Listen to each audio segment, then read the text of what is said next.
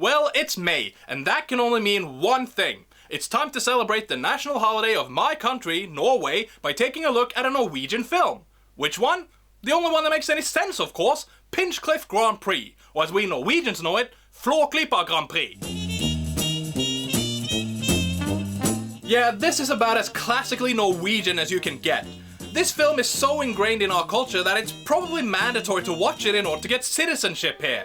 Absolutely every Norwegian worth their salt is at least somewhat familiar with it, and most of us watch it at least once a year. Telling the story of a simple bicycle repairman and his attempt to win a car race with his newest invention, this little stop-motion puppet film may not seem like anything all that special, but there must be something a bit more to it than that, right? After all, it can't be the most watched Norwegian film of all time for nothing, can it? Of course it can, but why don't we just take a look and see if it holds up anyway? Let's celebrate Norway's Constitution Day by going over klypa Grand Prix. So the film begins by introducing us to the titular village of klypa with one of the most picturesque and serene openings ever.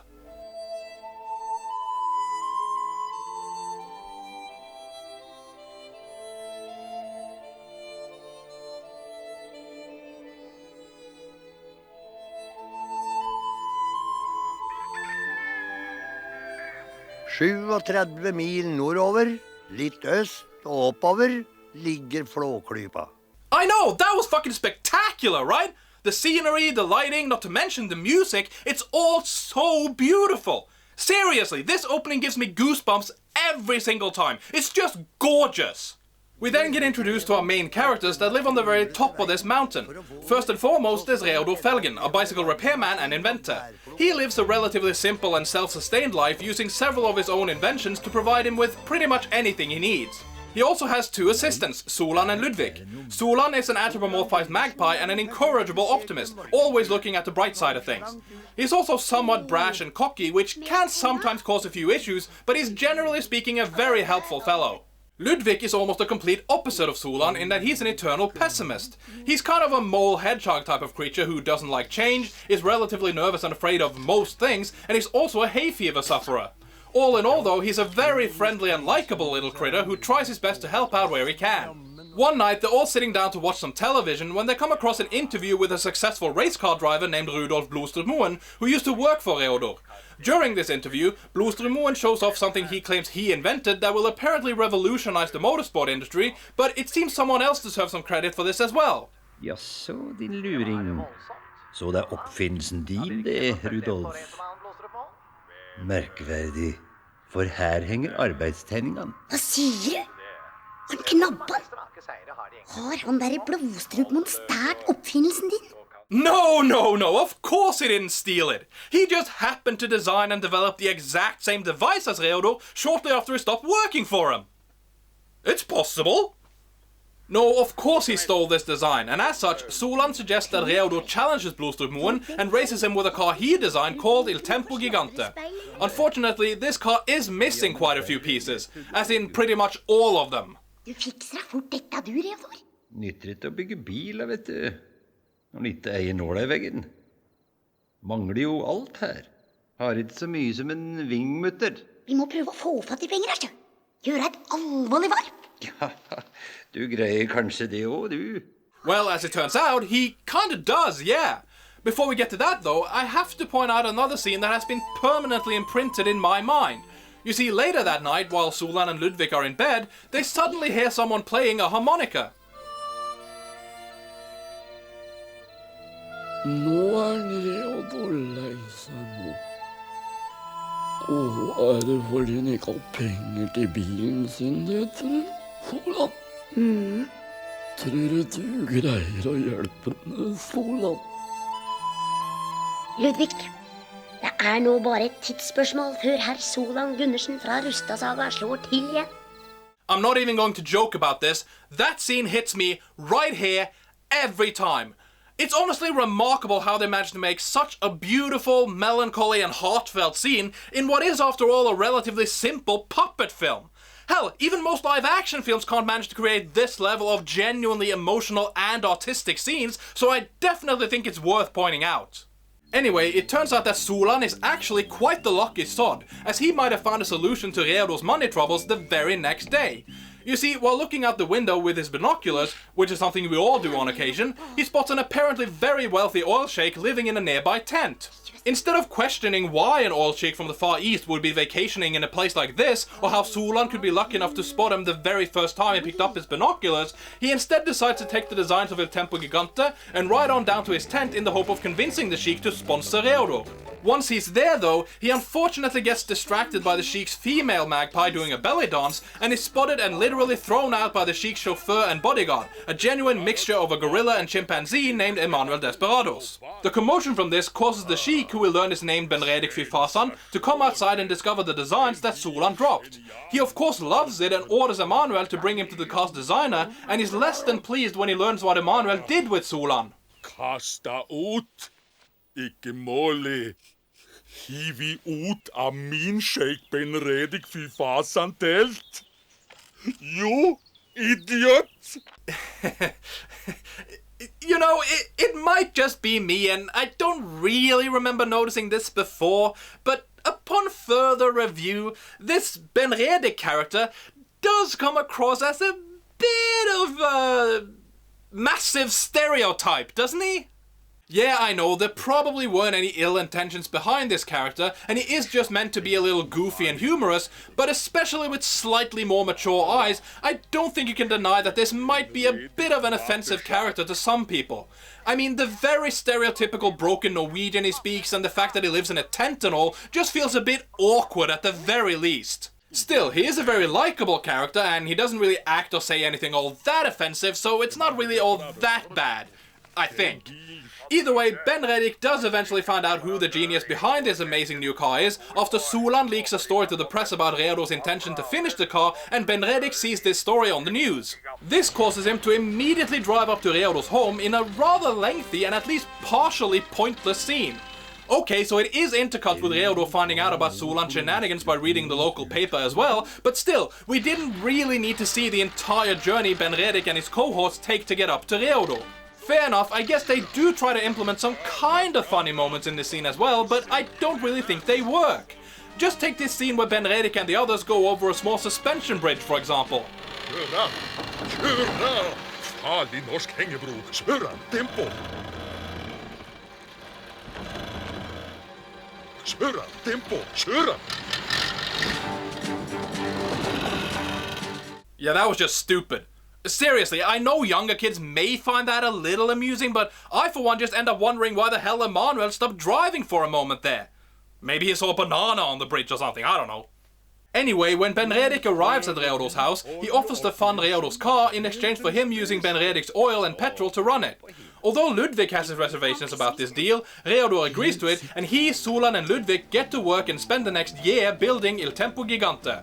Once the car is finished, Rudolf Blostermoen hears about it and decides to avoid any chance of defeat by sabotaging it. He therefore takes his henchmen along with him to Reodor's place, and they both sneak into his shed and start sawing and prying apart whatever the hell this thing is. Luckily, Blostermoen and his partner are discovered before they can complete their sabotage, but they unfortunately get away as Ludwig manages to get himself caught in a trap that was meant for them. Not so luckily, Reodor and his friends are apparently pretty stupid, as they never bother to check the car for any damages until the race is already well underway. No, I am so not kidding. They never bother to check if Blostermoen actually managed to cause any significant damage to the car.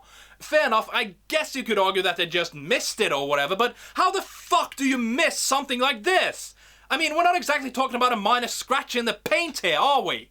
Either way, as the car is finished and for all they know in good nick, the entire village gets together to unveil it, celebrate its completion, and wish Reodor good luck. During this celebration, Reodor gets interviewed by the local TV station as we get some more details about this machine. Radar også, ja. Ja, for steinsprang og skodde. Og så har jeg satt inn 2 speedometere på den. Koblet slik at det ene overtar der det andre slutter. Og bremsekloss her, da. Det samme systemet som på sykler. Litt forsterket. Ja vel, og så har vi noe der. Ja, det er blodtype B Resius pluss og Resius minus. Og en liten skvett blått blod, da. Hvis den skulle være så uheldig å skrense bort i en baron. Oh, come on! That little drop isn't going to help anyone! You just put that there as some sort of tax write-off, didn't you? All jokes aside though, this car is actually pretty cool and impressive. Sure, it's probably not everyone's cup of tea, but I for one think it looks great. I also like most of the features on it, even if they are fairly far-fetched and or just downright ridiculous. So after this interview, they wrap up this celebration with a musical interlude, and I have to say, although the music here is pretty good and there are some rather amusing moments, this whole scene feels a bit long and just plain pointless. Seriously, this whole segment does nothing to further the story, it doesn't develop any characters, and it just feels like a way to draw out the events of the film. Don't get me wrong, I do think this scene has some pretty catchy and fun music, and younger kids will probably find some of the characters' expressions and movements fairly humorous, but really? We needed over 3 minutes of this? Somehow, I just don't think so. All in all though, it's not terrible or anything, just a bit lengthy and void of meaning. However, when it comes to things that take up too much time, this scene has nothing on the rest of the film, which basically consists solely of the aforementioned and titular Grand Prix. I'm dead serious. The remaining 25 minutes or so is focused only on this race. There's nothing else that happens. No more story, no more meaningful conversations or anything like that. It's just 20-something minutes of watching a race. Really? You really thought this was a good idea? You honestly thought that using about a quarter of your film on nothing but a race was the best way to go? Not even the pod race in Phantom Menace went on for this long! Now, to be fair, this is actually a pretty entertaining race though.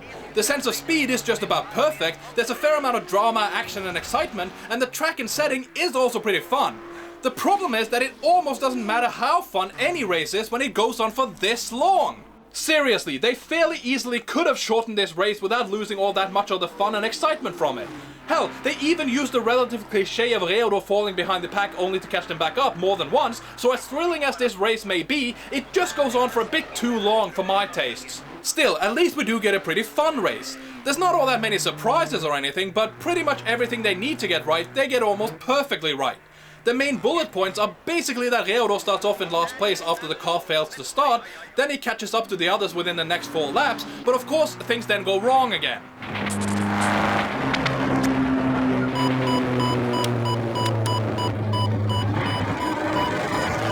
Det ser ut til å være katastrofalt for felgen og Aladdin Oil dette.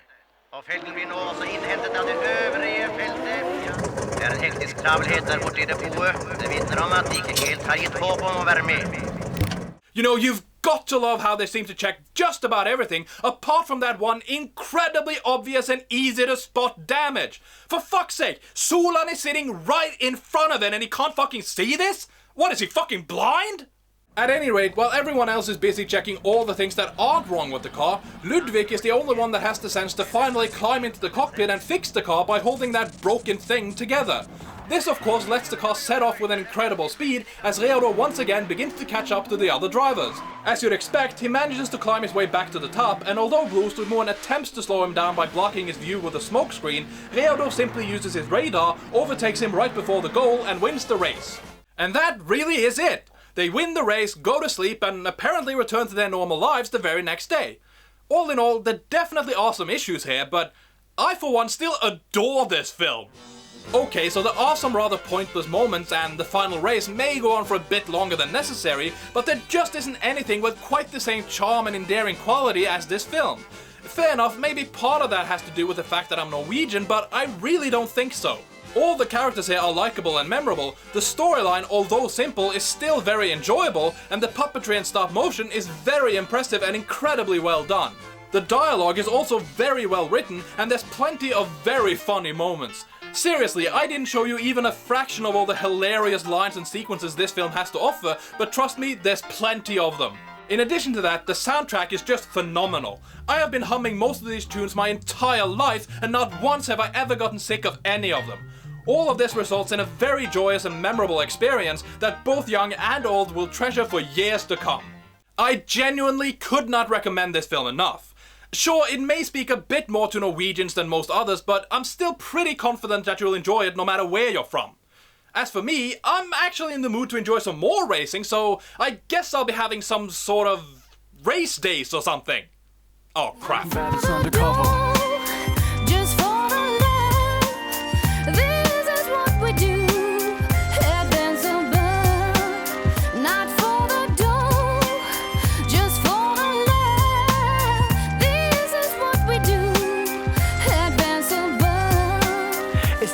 magnificent wordsmith that never slip. And in the rhyme I flip, straight spitting realism on a vocal mission. Serve and protect, always come and work perfect. Plus I neglect the jealousy in this industry. Instead I concentrate to be my true self.